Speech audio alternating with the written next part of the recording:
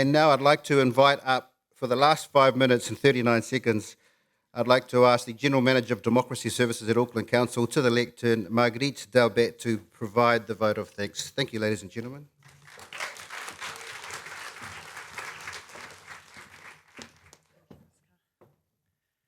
Kia ora, good evening. So I've got the fantastic title of General Manager Democracy Services, and that means that my responsibility is to ensure that we deliver a free, fair election for the local body in Auckland next month. So I just want to very quickly, no, not quickly actually, taking time to acknowledge my team, my elections team, who is here tonight, who's working very, very hard to make sure that we deliver a successful election. That's the first thing. The second thing I wanted to cover is make a couple of comments about what the panel has said and maybe sort of shed some lights on some of the work that we've done recently. I mean, first, at a fundamental level, I will give my first word and last word to you, Carl. You said something that is very, very important to me and very dear to my heart, which is that voting is a privilege, and actually having access to democracy is a privilege that very few of us in the world have. And actually, that is why it makes it a duty to vote. And if we don't exercise that vote and we lose it one day, we'll probably regret not having fought for it. So that's the very first thing I wanted to say. The second thing is you all talked about the reasons why people are not voting, and I think the panel made it very clear that, and we know this from research, that there is no silver bullet to address the decline in voter participation. It's happening all around the world, so we're not unique in having that challenge. And there is a lot of work being done all around the world to try and address that decline. Some of the things that have been talked about, I thought I would comment on very quickly. The first one about compulsory voting. So two things. We did run a survey recently and this is, to my knowledge, the first time we were asking the question to Auckland voters about whether they would support compulsory voting. And we just wanted to take a little bit of a pulse of the Auckland population and see what they would tell us. And we were really surprised to find out that a majority of people, so overall, 52% of people supported compulsory voting, 35% were opposed, and 12% didn't know. But actually, the proportion of 25 to 34-year-old people who were for compulsory voting was twice as much as those who were not. So despite the fact that young people are not voting in as big numbers, they were actually supporting compulsory voting. So that was kind of interesting. Just putting that in parallel with an important point that Laura made, compulsory voting in itself, research has showed us that compulsory voting in itself does not increase voter participation. It is only if you give people the information and the education of why it's important to vote that they will exercise that vote. And the research is quite clear there. So if we wanted to go there, we would need to do all the education. So why not do the education anyway, is another point. On lowering the voting age, so this was the same survey, we had a large majority of Aucklanders who told us that they were against it. And so just explaining to people why it would be a good idea comes back again to explaining, just equipping people to be able to vote, to have the knowledge and information to do that.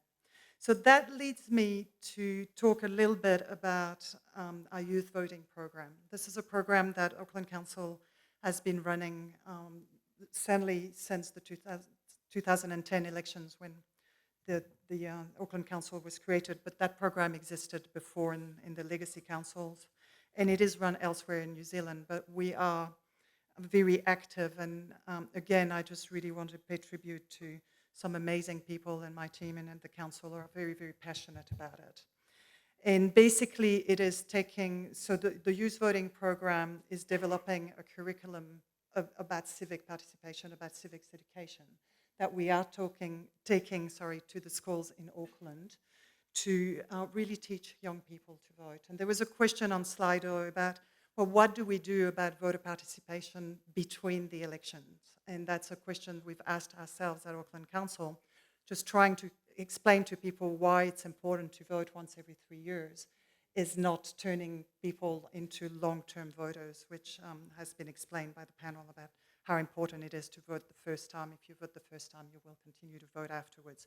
So we've got more than 60 schools that are enrolled to take part into our youth voting program.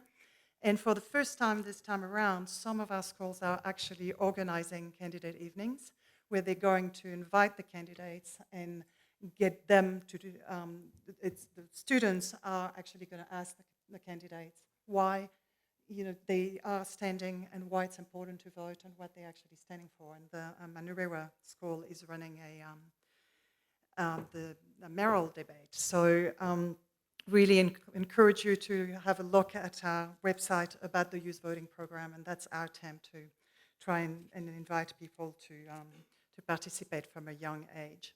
I will just touch very quickly on online voting. So we fought very hard for the introduction of legislation that would enable online voting, and this happened last year.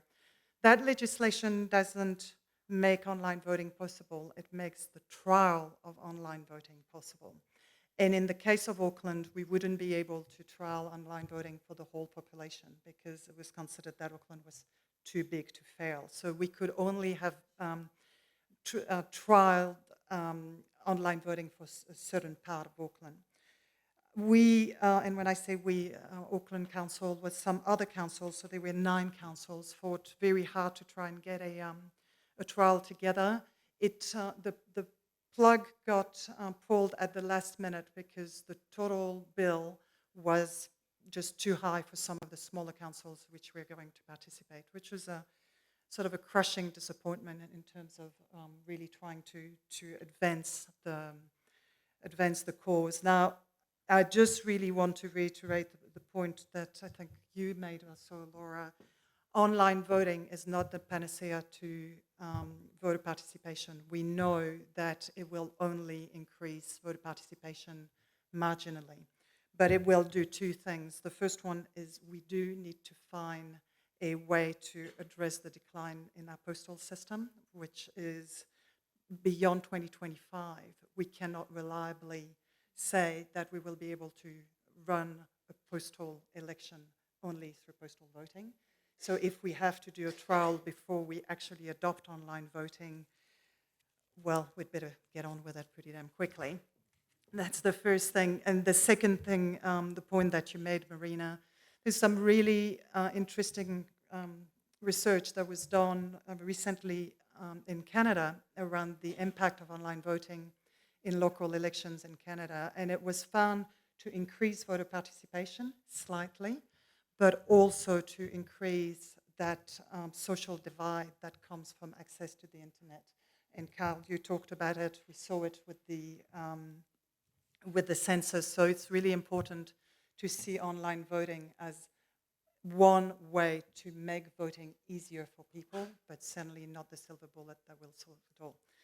Now, I'm very much out of time, so I thought I would just give you those facts. There was a question on Slido about why the community of Parnell is actually changing wards. To the person who asked that question, I'm very happy to talk to you about it afterwards. This is all about representation, and as part of democracy, one of the things that we need to do is to ensure that an equal number of voters get represented by their elected representatives. And what we are seeing in Auckland, which is posing some really interesting challenges, is the huge growth of the central city means that a lot of the population growth is there, and how do we make sure, simply in terms of numbers, that these people are fairly represented in an equal way compared to the rest of Auckland. So that's what it's about, and I'm happy to give you the much more nerdy answer to the question outside. So Oscar mentioned that nominations are closing at 12 o'clock tomorrow. You still have time to decide to run for council until 12 o'clock tomorrow. Just make sure that you put your nomination on time. And if you're not enrolled to vote, for those of you who haven't voted before, the Electoral Commission is outside and you can enroll tonight. So just do it. And otherwise, and otherwise, you will continue to be able, even if the rolls close, you will continue to be able to enroll and cast a special vote for the local elections. So don't think that it's too late. You can get involved until the very last minute. In terms of next steps, the your voting papers will start being delivered in your letterboxes from the 20th of September, and the last day to vote is 12 o'clock on the 8th of October, the 12th of October, 12 o'clock on Saturday, the 12th of October. So make sure that you return your ballot paper on time. You're able to return it through, obviously, the mail, but we will also have voting boxes in our service centres, in our libraries, so make the most use of it. Just a reminder that voteauckland.co.nz is our website, and as soon as we've got the final list of candidates, which will be tomorrow, Friday, after 5 o'clock, from next week you will have the profiles of candidates online, so you'll be able to learn a little bit more about who is standing. And there's a lot more information about where to vote and how to vote there as well. So voteauckland.co.nz is the place to go. And to finish, I really want to thank you, Oscar, for facilitating this session tonight. So very big thank you to you. A big thank you again to our panel for your very thought-provoking comments. And a big thank you again to our sponsors for making Auckland Conversations possible. Our next Auckland Conversations will be announced very soon, so please stay tuned and have a look on our website. It will be towards the end of September. We keep it secret like your vote, but we'll tell you all about it very soon. So thank you very much to all of you who were here tonight, and thank you very much to all of you who were watching us online. Wishing you a very good evening.